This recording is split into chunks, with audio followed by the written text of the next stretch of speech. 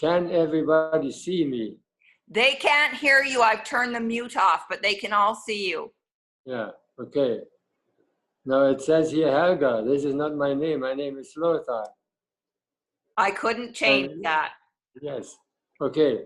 I was born in 1938 in the province of East Prussia. That's a province of Germany. It was a province of Germany under Hitler. Hitler was a dictator. He was a beast. He was not human. He was a dictator. Whatever he said, they had to do. We had a farm in East Prussia, and we lived in a big house. We had 3 other houses where our workers used to live or lived. And my dad ran the whole place, and in the 3 houses, the first house was a blacksmith that did all the steel, produced the steel, hammer and steel, and he could make from a piece of steel, he could make a horseshoe and put it on the horses. And the next one was a vet. He looked after the dairy cows, and we had a mixed farm altogether. And on the third one, there was another family living there, 3 families. And we used them out for working on the farm. And my mom was looking after the chicken, and I was the boss. Now, I looked around and checked everything out, and it was amazing what everybody can do. I watched this guy putting a horseshoe on a horse. Did you know that that horseshoe is nailed on the foot of the horse? It's nailed on. I couldn't believe that. And we had a tire wagon with rubber tires, and 2 horses bringing the milk every second day to town in milk cans. We had about 3 feet high milk cans, and they were filled with milk. And then every second day, because we had no cooling system on the place, we had electricity, and we had no welders and stuff. Everything made the blacksmith. So my mom had the household. We lived in a big house, maybe at least 100 years old. Big walls with concrete walls. The whole thing is built out of concrete. And she had 2 maids helping her, and we had a nanny looking after the kids. Us, I still remember her name. Her name was Anna. And with a chicken, this is a very, very hard job. My mom tagged every chicken that on the feet a ring with a number on it, and the chicken goes into the nest, and the door closes behind, and the chicken can't get out. After it lays this egg, then somebody has to go and let the chicken out and mark the chicken number into a book. And this way, my mom could tell which chicken laid an egg on that day. So every spring, we had roosters among the chickens, so they all worked their eggs. The roosters did their job there, and after, in springtime, my mom used to take a couple of 100 eggs and put it into an incubator. After so many days, we had all these little chicks running around. They have to be separated from the big herd, a flock, or whatever, and different food. And after so many days, she could tell the difference between the chicken chicks and the rooster chicks. And they have to be separated. The rooster chicks were raised for the meat, and the chicken chicks, once they get bigger, they would get into the flock again. But before they did that, they had to go in there at night and catch all the roosters. And the roosters were shipped to an outfit, exchanged for different ones. So we don't get any inbreed. It was interesting for me to watch that all. I did not know what hunger is. I had everything I wanted. It was perfect for me. And when Hitler declared war on Russia, he didn't know how big Russia is. He didn't know how big America is and Canada is. And he was an idiot. He was a total idiot, this guy. And when he declared war, he came to our house and took half a section of the house and made offices there. And there was lots of military equipment on our place. The whole thing changed. We heard the fighting, the shooting going on. It was like they're blasting rocks, big explosions all the time. And when they came closer and closer to our house, my mom, and I have a brother, he's 3 years younger than me, and a sister is 3 years older than me, and I was the abused middle child. It was always my fault because if I fight with my brother, I'm older, I should know my brother. And I never ever fought with my sister. I never ever had a fight with her. We were friends. So and my grandma, and we just took off with the last train closer to Berlin. There we rented a place, a room, and then my mom had a suitcase full of money. We took it along. It was good for nothing. We couldn't buy anything with money. The money was useless. We had no food. We had no fridge. We had nothing, and we couldn't buy anything. So that's where I first time went to bed hungry. And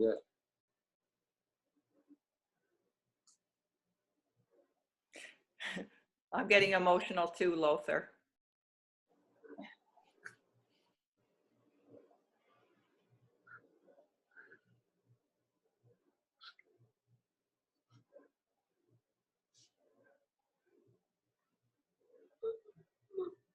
It's okay. It's okay.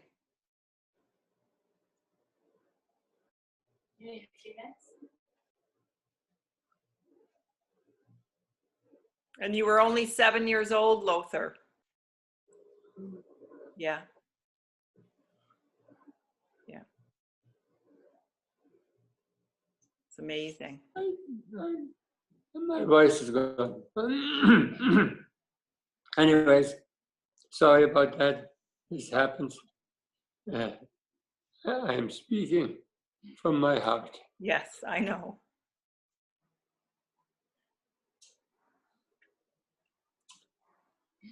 My mom sent me away, taking my brother along. We had more luck to buy something to eat for the family.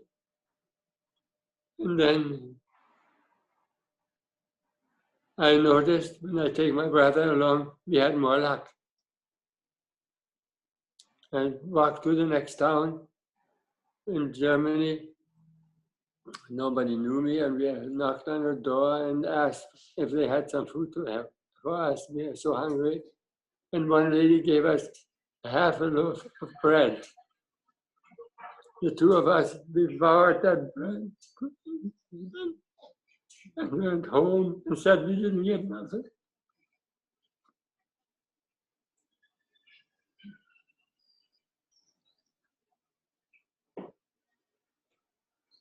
So what my mom did, we were occupied. The first Americans came through. And I remember the first time my mom said, The war is over, the war is over.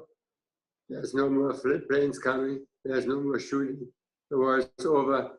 And then one day, a tank, I think it was an American tank, came over on our street, and on top of the tank there were 3 soldiers, and one spoke German, and we were a bunch of kids on the street, and we wanted to see what's going on. And these guys threw candies to us. Candies. Yeah. Jesse, but you forgot how your mom went through the Yeah, river to try and get you food. Yeah, That yeah. was during the war. Yeah. That was at the end of the war. Yeah, this was at the end of the war, yeah. Yeah, you need to go back and tell where. Yeah, okay. I got corrected me. And there was chewing gum amongst it. And the one guy could speak German. He said, we should not eat that. That is not for eating. This is just for chewing. He said, what good is that? We didn't. So the war was still on. And my mom, what she did, she took some clothes, put it in a knapsack because money was no good. We were occupied with the Russian soldiers. The Russian soldiers were there. We had a curfew. At 6 p.m., all civilians have to be in their houses. If they catch you outside, they shoot you. Okay, they did a few. They were strict. They were mean. And what my mom did, she took that the clothes along from us and an extra set of clothes for herself. She walked at night, in the darkest hour of the night. She went outside knowing if somebody sees her, she's not going to come back alive. She went across the road down into, there's a river. One side was East Germany, the other side was West Germany. That was the border. She walked through the water, waist deep through the water, up the other side. Now in the west side, there was no curfew. There was all free. You can say whatever you want. It was a government like we have now. She went up the railroad tracks to the train station and slept the rest of the night on the concrete floor. The next morning, she had all day to trade in their clothes, our clothes, for food. And then in the evening, when it was the darkest hour of the night, she went back towards our house. And she always brought mostly potatoes, sometimes a bread, or whatever she can get. And she did that 7 times and never get caught.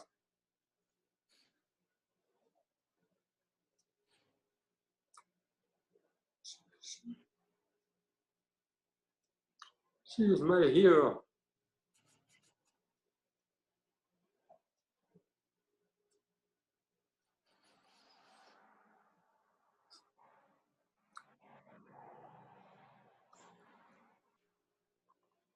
We stayed in East Germany till maybe a year or so. And one day, the Russian came into our house and they asked if there's any men live here. We said, no, there's no men live here. And then they said, if you want to go over to the west, you guys are useless here. They wanted to look for men, they sent to Siberia. My dad, we don't know where he was. My dad he didn't let him leave the farm. So we left, we were gone, we didn't know. He came later, way later. Then what was this now, the last thing I said? What was the last thing I said? Where you went after you went from east to west. Yeah, these men came up and then they said, if you want, we give you a permit. You can go from the east legally across to the west. And we did that, and then we came to a refugee camp. There were some more, and at least we got one bowl of soup a day there. And that was good, one soup with one bowl of soup. But we got out of the east into the west. Then we waited and waited and waited. They were finding they were looking for a room for us in Germany, on the west side now. They found one in a small little village where everybody knew everybody, and we had one room there. But now this was all farms. We were on the farm estate. It was easier for us. We lived there till we immigrated to Canada. We had still problems with food, and I begged for food. I stole for food. I stole food, but only food, nothing else. And I don't feel good about stealing this food. I crossed this. I had to go to school there, and again another school with one room, one teacher, and 8 grades in a room. No paper. We had a what is it called? A blackboard was on top in the classroom, and everybody had a black. What is it called? I don't know what it's called. Schiefertafel in Yeah. German, I don't know. Schiefertafel is a, doesn't matter. You can write on it, and then you had a Blackboard. sponge. Yeah, Yeah. you had a sponge on the end of that sponge. You can wash it off, and then you can reuse it every day new. That's what we used. From there, what else I wanted to say?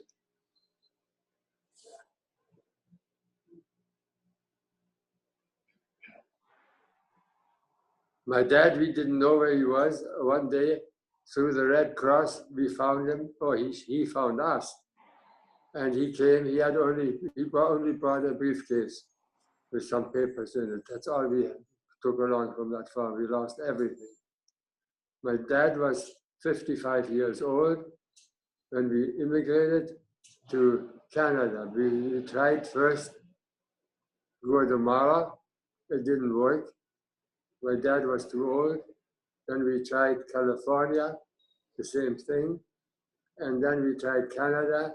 And here we had a church that sponsored us. They said, if we write a contract with the government of Canada to work 2 years in the sugar beets in Alberta, we can come.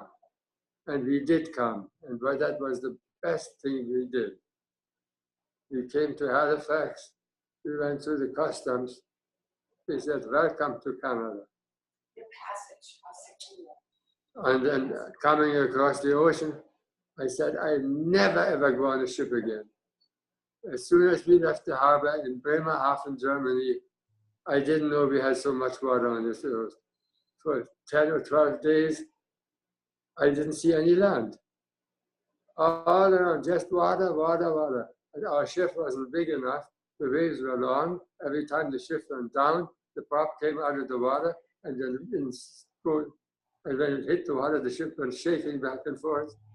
For 12 days, I threw up for 12 days. I was green in my face already.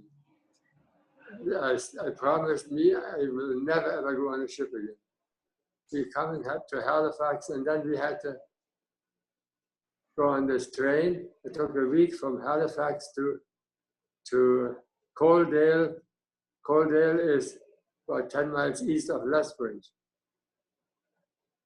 The farmer picked us up, and everything, we come here, everything is different. From a door handle to a light switch, everything is different. The language, I thought I could never learn. It's crazy language. And then I have to go back again then. I forgot about the bombing when the planes came. There was a time when Germany had no more air defense, at night time, the bombers came and dropped some bombs on the houses, and Hitler went into the boonies and set up some lights, and the city was in total darkness. And they bombed these lights for a couple of weeks. And then they found out that's something wrong here. Then they found out that Hitler did the trick there. And during the day, my order was from my mom, if the sirens go, if you go to school, go into the nearest house. People will take you in. And I always did. Except once. There was a sandbox behind our house, and my little truck had lost the wheel. I was fiddling around to try the wheel back on. And I said, I didn't hear a plane, nothing. All of a sudden I hear a plane, and there was there already. I wanted to go, I froze. I was so scared, I froze. And they shot a couple of times. They missed me, but they hit the house, big holes in the house. And then I get some heck again from not coming in. I never did that again. They shot anything that was alive during the day. You fly just over the rooftops. Farmers couldn't get their cattle out. The horses, if you have horses and wagon on the road, you can crawl under the wagon, but the horses are gone, shot. I don't know why they did that. The war is crazy. Mm-hmm. Totally crazy. Everybody are losers. So, And it's now you're in Alberta. now I'm in Alberta, yeah. You were in Alberta. Yeah. They sent us to a farm with, they had 40 acres of sugar beets. And then they said, this is way too big for you guys. We need a smaller place, smaller farm. Then they transferred us to another place. They had only 10 acres, but their house was used as a granary. They had it full of grain, wheat. And then we had to shovel out the wheat first, and then eventually we moved in there. And then we have to kill all the mice. There was hundreds of mice running. I killed 10 or 20 just with a stick. And now I have a phobia for mice. If I see a mouse, I run away. So it was good. It was a good and hard start for us because we had no running water. We had no in that house in Alberta. In the wintertime, the little lakes, they freeze over. I had to cut a hole through the ice and get the water into the house. That was my job. And the dirty water carry out. I Your didn't cowboy really. time. Huh? Your cowboy time. Yeah. Then sugar beet is a seasonal work. You work seasonal. And I was used. They sent me to this farm in south of Medicine Hat, close to the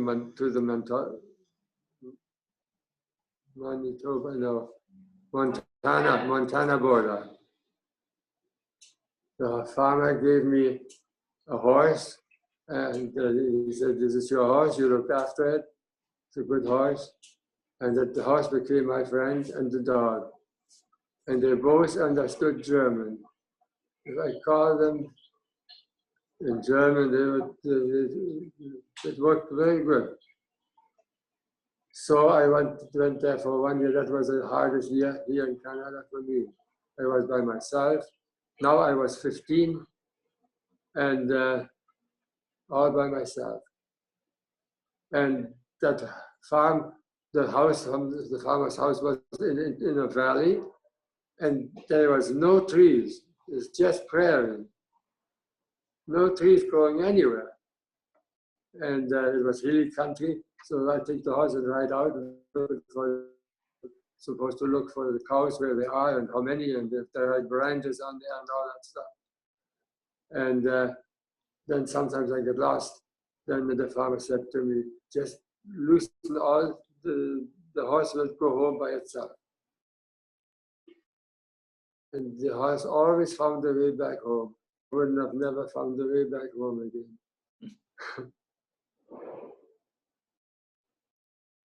What else I wanted to say? Then you went to Kidderminster, you worked in Kidderminster. Yeah, my dad couldn't find a job. I worked there for 1 year. I made $2.50 a day, $75 a month.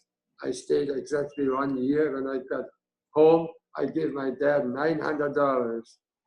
I didn't spend $1. I didn't want to talk to anybody. I couldn't talk to anybody because I couldn't understand what they were saying.